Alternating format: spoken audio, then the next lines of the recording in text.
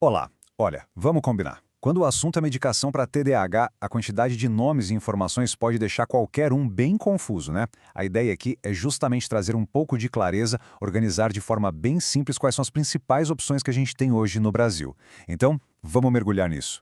Essa sensação de estar sobrecarregado com tantos nomes é super comum. Ritalina, Concerta, Venvance, Atenta. Afinal, qual é a diferença entre eles? O nosso objetivo aqui é exatamente este. Vamos simplificar. Vamos desmistificar essas medicações e entender o que cada uma faz. E a simplificação já começa aqui. Sabe, apesar de ter um monte de marcas diferentes na farmácia, o tratamento medicamentoso do TDAH aqui no Brasil se baseia fundamentalmente em 3 substâncias. São 3 moléculas com sólida comprovação científica. Vamos conhecer então os 3 pilares desse tratamento. E aqui estão elas: metilfenidato, lisdexanfetamina e atomoxetina. Guarda bem esses nomes. Cada uma dessas substâncias tem suas próprias formulações, e isso muda ao tempo que ela age no corpo. E claro, cada uma tem um perfil particular de efeitos colaterais. Entender essas diferenças é o pulo do gato. Vamos começar pelo clássico, o metilfenidato. Ele é, de longe, a medicação mais estudada para TDAH no mundo todo. Tem décadas de pesquisa, um monte de evidências de segurança e de eficácia, tanto em crianças quanto em adolescentes e adultos. É o arroz com feijão do tratamento, no melhor sentido possível. Tá, mas como ele funciona? De um jeito bem direto, o metilfenidato aumenta a disponibilidade de 2 mensageiros químicos muito importantes no cérebro, a dopamina e a noradrenalina. E ele faz isso bem ali, na região do cérebro que cuida da nossa atenção e do controle de impulsos. Basicamente, ele melhora a conversa entre os neurônios. Agora, olha que interessante o que a gente vê aqui. É a mesma substância, o metilfenidato, mas agindo de jeitos bem diferentes dependendo da tecnologia. A Ritalina comum, por exemplo, tem uma ação bem curta, de 3 a 4 horas, por isso precisa de mais de uma dose por dia. Já a Ritalina LA, ela usa um sistema que libera metade do remédio na hora e a outra metade mais tarde, aí a duração chega a 8 horas. E o Concerta, que tem um sistema super engenhoso chamado Horus, oferece a liberação mais longa e estável de todas, de 10 a 12 horas, cobrindo o dia inteiro na escola, por exemplo. Claro, como todo remédio, a gente precisa falar dos efeitos colaterais. O mais comum de todos é a diminuição do apetite, principalmente na hora do almoço. A criança simplesmente não sente fome. Dificuldade para dormir também pode acontecer se a medicação for tomada muito tarde. Por isso, é tão importante ter um acompanhamento médico regular para monitorar peso, altura e frequência cardíaca.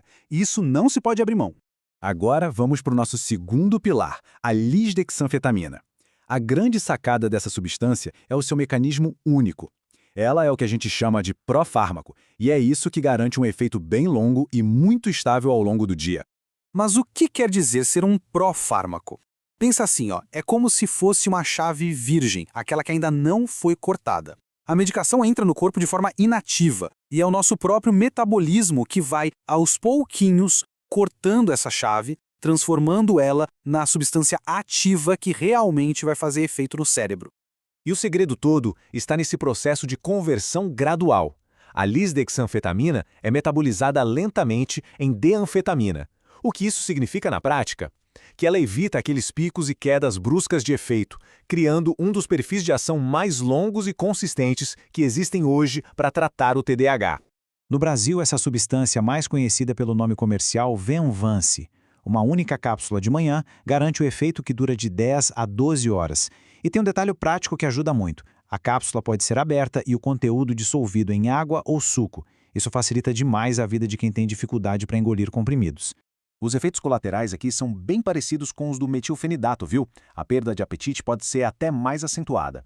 E por causa da sua longa duração, é crucial que a dose seja tomada bem cedinho, logo de manhã, para não atrapalhar o sono à noite. E claro, o monitoramento do crescimento e da parte cardiovascular continua sendo fundamental. E agora a gente chega no nosso terceiro pilar, que representa uma classe de medicação totalmente diferente, a atomoxetina. A principal diferença, e isso é muito importante, é que ela não é um medicamento estimulante.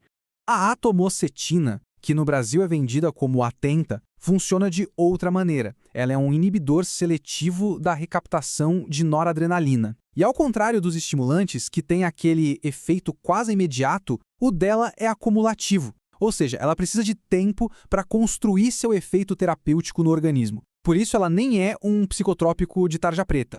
E esse slide ilustra perfeitamente esse ponto. O efeito não é como ligar um interruptor. Geralmente leva de 4 a 6 semanas de uso contínuo para que se atinja o benefício clínico completo. É um tratamento que exige um pouco de paciência ali no início. Então, quando que a tomocetina é uma boa escolha? Bom, primeiro porque ela oferece uma cobertura de 24 horas, sem aqueles altos e baixos, o que é ótimo. Ela é especialmente indicada quando, além do TDAH, a pessoa também tem quadros de ansiedade ou tiques, que às vezes podem piorar com os estimulantes. Alguns estudos também sugerem um bom efeito na parte de regulação das emoções. O perfil de efeitos adversos dela também é diferente. Pode rolar um desconforto no estômago no começo, mas que geralmente melhora. O impacto no apetite costuma ser bem menor que o dos estimulantes. E, dependendo do horário da dose, ela pode causar sonolência ou um pouco de agitação. É tudo uma questão de ajuste fino. Ok, já entendemos o que e o como de cada substância. Agora, a pergunta de $1 milhão. Como os médicos decidem qual usar? Vamos para a parte prática da coisa. Então, como é que é feita a escolha do medicamento certo? A verdade é que não existe uma resposta única. O que existe é um raciocínio clínico que leva em conta todas essas informações que a gente acabou de ver. E este resumo aqui é brilhante, porque ele mostra bem essa linha de raciocínio. Precisa de um efeito rápido? Um estimulante é o caminho. A prioridade é cobrir longas horas de aula de forma bem estável.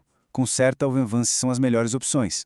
Existem tiques ou uma ansiedade importante junto com o TDAH, a atomoxetina entra como uma forte candidata. E claro, se a pessoa não se deu bem com os estimulantes, ela é a principal alternativa. Então, o ponto crucial é este. A decisão é sempre individualizada. O médico leva em conta a idade, o peso, se existem outras condições de saúde, por quanto tempo o efeito é necessário durante o dia e até a logística da família para dar o remédio. É uma escolha que precisa ser construída em parceria. E, para terminar, é fundamental colocar a medicação no seu devido lugar. Sim, ela é uma ferramenta poderosíssima para melhorar o foco e diminuir a impulsividade. Mas ela não ensina habilidades, não resolve problemas de relacionamento e não substitui a necessidade de terapia e de outros suportes. Eu gosto muito desta metáfora para a gente fechar.